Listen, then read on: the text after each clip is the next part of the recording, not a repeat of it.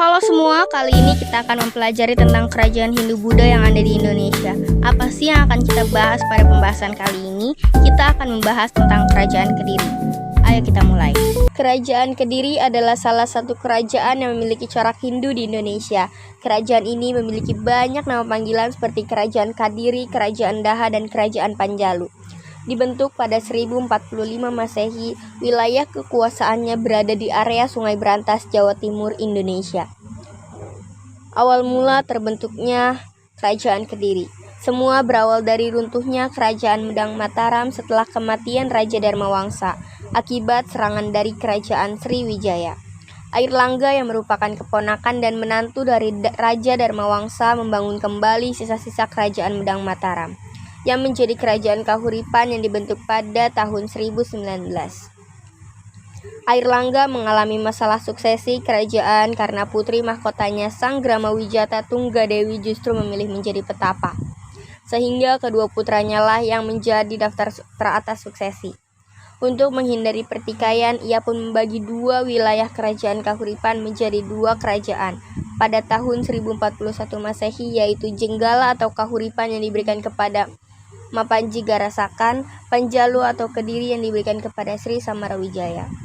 Hal ini bertujuan untuk mengantisipasi kemungkinan terjadinya pertikaian dan perebutan kekuasaan antara kedua putranya. Pembagian kerajaan tersebut dilakukan Brahmana Sakti bernama Empu Bharada yang membaginya menjadi dua kerajaan yang dibatasi oleh Gunung Kawi dan Sungai Berantas, seperti yang dikisahkan dalam Prasasti Mahaksubhya 1289 Masehi, Kitab Negara Kertagama 1365 Masehi, dan Kitab Calon Arang 1540 Masehi. Sepeninggal Airlangga, kedua kerajaan terjadi konflik. Usaha Airlangga pun sia-sia. Silsilah Kerajaan Kediri.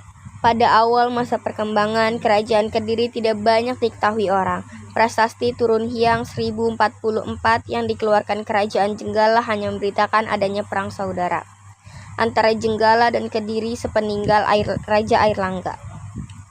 Sejarah Kerajaan Kediri mulai diketahui oleh adanya prasasti Sirah Keting tahun 1104 atas nama Sri Jayawarsa. Sebelum Sri Jayawarsa hanya Raja Sri Samarawijaya yang diketahui. Silsilah Raja Kediri yang diketahui adalah Sri Samarawijaya, Sri Jayawarsa Digjaya Sastra Prabu, Sri Kameswara, Prabu Jayabaya, Prabu Sarwaswera, Prabu Kroncaryadipa, Srengga Kertajaya. Masa kejayaan Kerajaan Kediri. Kerajaan Kediri mencapai masa kejayaan pada masa pemerintahan Jayabaya. Ia merupakan raja yang berhasil membawa Kediri jaya seperti pada masa Airlangga. Wilayah kerajaan ini meliputi seluruh Jawa dan beberapa pulau di Nusantara, bahkan hingga mengalahkan pengaruh Sriwijaya di Sumatera. Hal ini diperkuat dalam berita kronik Tiongkok yang berjudul Ling Wai Taita, karya Chong Ku Fai. Dijelaskan bahwa pada masa itu negeri paling kaya selain Tiongkok secara berurutan adalah Arab, Jawa, dan Sumatera. Saat itu yang berkuasa di Jazirah Arab adalah Bani Abbasiyah. Di Jawa ada Panjalu, sedangkan Sumatera dikuasai oleh Sriwijaya. Raja Jayabaya dikenal sebagai pemimpin politik yang dapat meramalkan masa depan melalui jangka Jayabaya yang dikarangnya.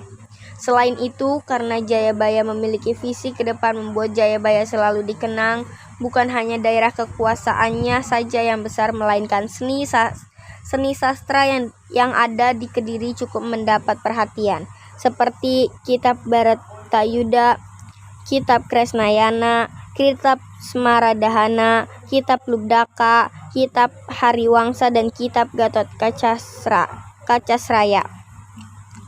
Kehidupan sosial ekonomi Kerajaan Kediri. Berdasarkan kronik-kronik Cina, maka kehidupan perekonomian rakyat Kediri dapat dikemukakan sebagai berikut. Rakyat hidup dari pertanian, peternakan, dan perdagangan. Kediri banyak menghasilkan beras. Barang-barang dagangan yang laku di pasaran saat itu antara lain emas, perak, gading, dan kayu cendana. Pajak rakyat berupa hasil bumi seperti besar dan palawija. Kehidupan sosial rakyat Kediri dapat diketahui sebagai berikut.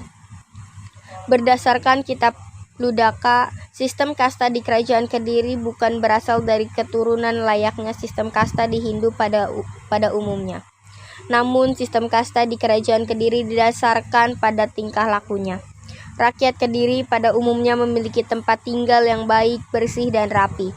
Hukuman yang dilaksanakan ada dua macam, yakni hukuman denda berupa emas dan hukuman mati khususnya bagi para pencuri dan perampok.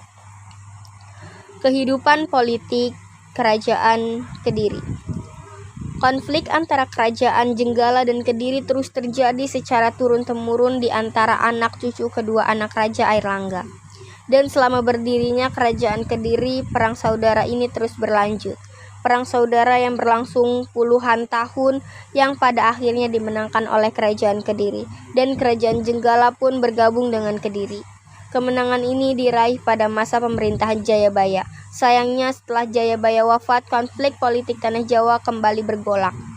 Panjalu dan Jenggala kembali pecah, perseteruan terus berlangsung sampai ketika Kertajaya menduduki tahta Kediri.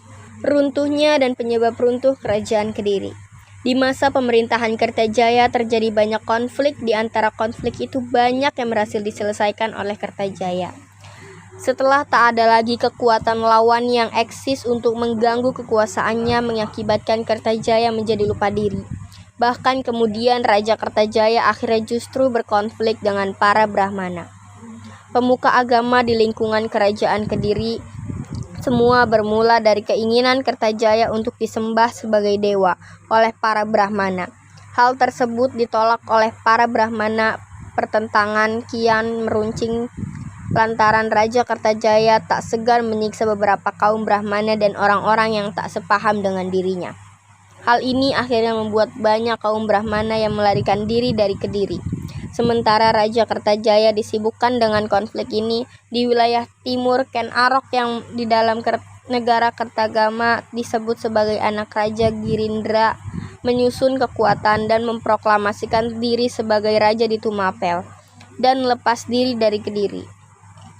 Upaya separatisme Tumapel ini terlambat diantisipasi oleh Kediri karena Kertajaya disibukkan dengan konfliknya melawan kaum Brahmana. Di sisi lain, kaum Brahmana yang melarikan diri dari Kediri justru akhirnya bergabung dengan Ken Arok dan menjadikan kekuatan separatis Tumapel semakin kuat. Dan akhirnya di tahun 1222 Masehi terjadilah perang besar antara Kediri melawan Tumapel di daerah Ganter yang pada akhirnya dimenangkan oleh Tumapel dan menjadi akhir dari Kerajaan Kediri. Seperti yang dikisahkan dalam kitab Pararaton dan Negara Kertagama. Keberhasilan Ken Arok mengalahkan Kertajaya menandai runtuhnya Kerajaan Kediri yang kemudian menjadi kekuasaan Tumapel atau Kerajaan Singasari. Bukti-bukti Kerajaan Kediri. Bukti-bukti sejarah Kerajaan Kediri ada banyak, di antaranya ada Candi Penataran, situs Tondowongso, Arca Dewa Siwa Caturmuka, Prasasti Kamula, Prasasti Tulung Agung dan Kertosono, Prasasti Ngantang dan Prasasti Jaring.